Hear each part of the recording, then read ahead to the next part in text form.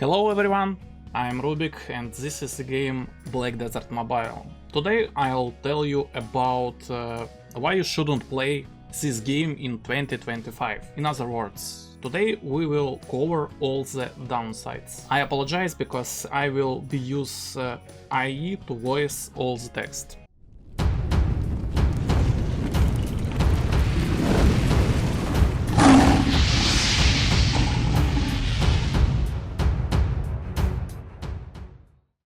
It's great when you level up your combat power and watch your character's development.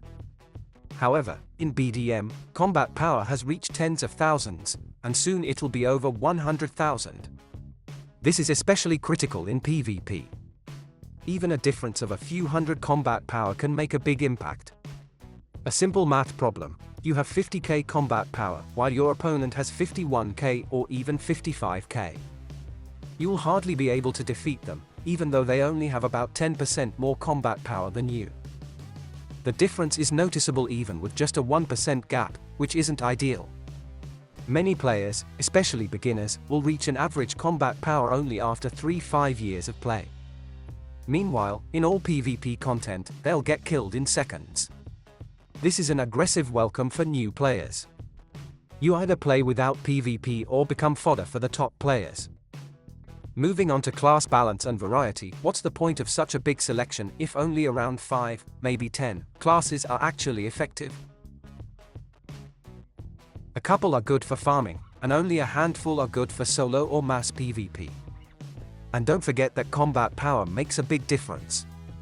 Even balanced combat power matchmaking in arenas or cooperative battles doesn't help.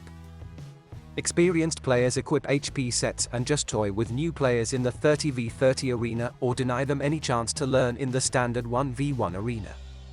Many players lose the desire to even go there, which is happening now. Often, finding an opponent means waiting for a very long time, and most often you're matched against super strong players, which only doubles the frustration. Balancing PvP is a whole other topic. They release highly unbalanced characters or just unnecessary new characters with no real role. There's little incentive for players to play PvP, only a few farm it, while more people are just point boosting. Content, as you know, is severely restricted or becomes unnecessary and boring. As you know, spending 15 minutes to find a match in the arena, only to lose in 30 seconds, isn't great.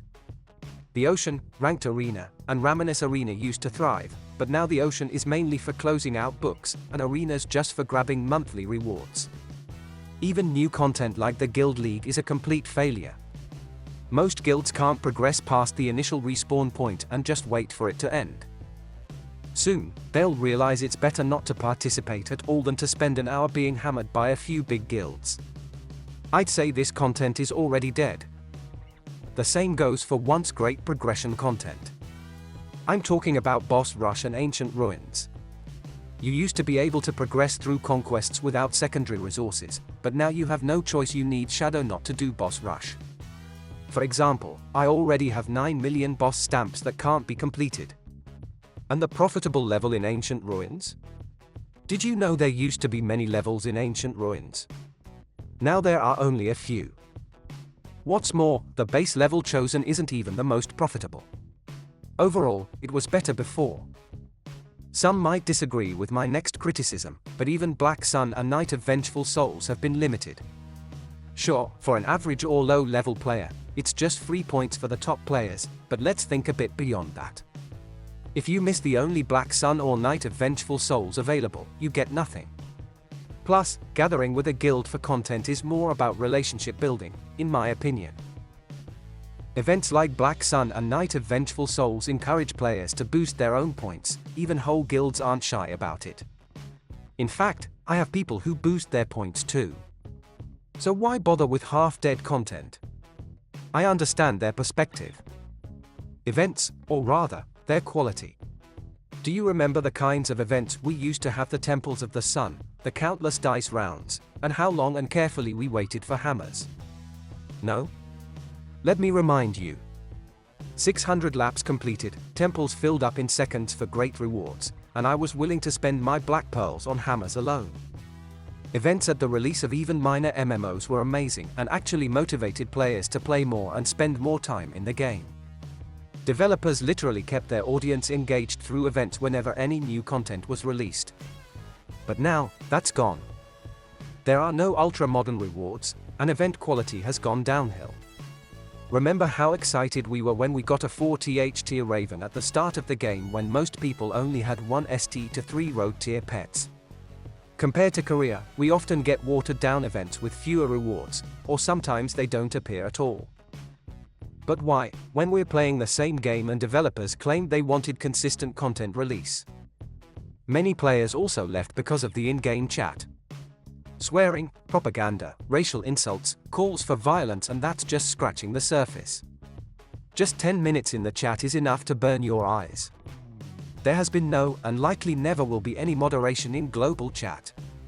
In short, due to these issues, the in-game chat has become a toxic waste dump.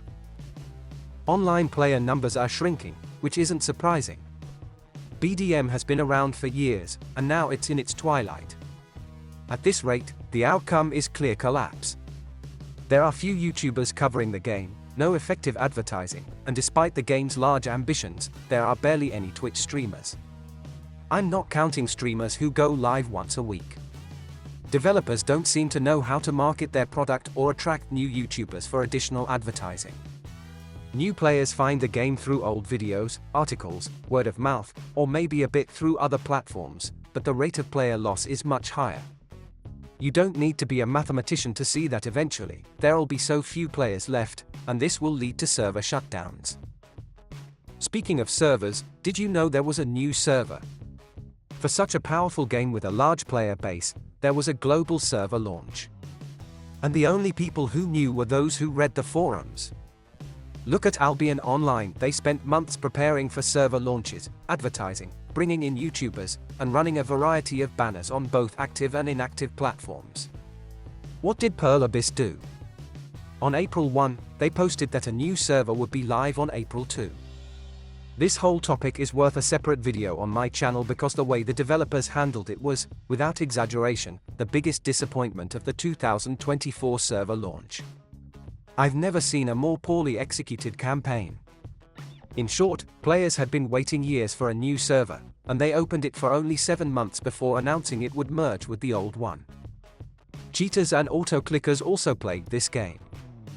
Now they've learned to be sneakier, setting slower accelerations on movements and skills. There's even a hack that expands the character's view radius, and that's just a part of the list. The developers don't detect them, so they can't be banned.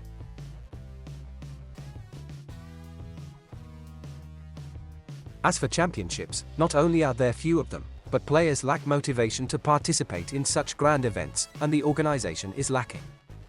A few examples: complaints of speed hacks during the championship itself, or the scandal where huge partner Smitty transferred Black Pearls to his account. Back then, I believe there was a cash prize tournament and it was based on one's combat power. Well, he was only banned after winning, so as not to cause a scandal. But how is it possible for a partner and YouTuber to use such a dirty trick to boost combat power and win the championship? I only feel bad for those who placed second, third, and fourth because things could have changed dramatically if he'd been banned right away. There were even class balances during championships that drastically nerfed certain classes. Thankfully, the company stopped doing that after receiving a huge amount of negative feedback. And lastly, the Anzac Championship. Why can't you hide guild names and player names? You could clearly see how the championship became a rivalry where several guilds ganged up on one and tried to eliminate it at any cost. I hope the Guild League Championship will be balanced. Developer hot times have not always worked correctly. When there was a loop reset, the bonus time was not functioning properly, and players didn't receive any compensation. Many guilds had saved their time for this event, only to unknowingly receive nothing in return. It feels like the developers don't care about global player feedback. Persistent issues with Berserk, total misunderstanding of new server launches and their quick merging due to low online numbers, the chaos in chat, and cool ideas from players are always met with the same response from developers: we know what we're doing. And that's just part of the list. I often see player feedback, even on small issues like, Why not change the price of armor? Unknown memory. The developer's response, everything is fine as it is. I have many good ideas and solutions to these problems, but is there any point in voicing them? I've worked with many games and developers, but I've never seen developers so closed off. I'm tired of telling the developers or managers about problems in the game. It feels like talking to a wall.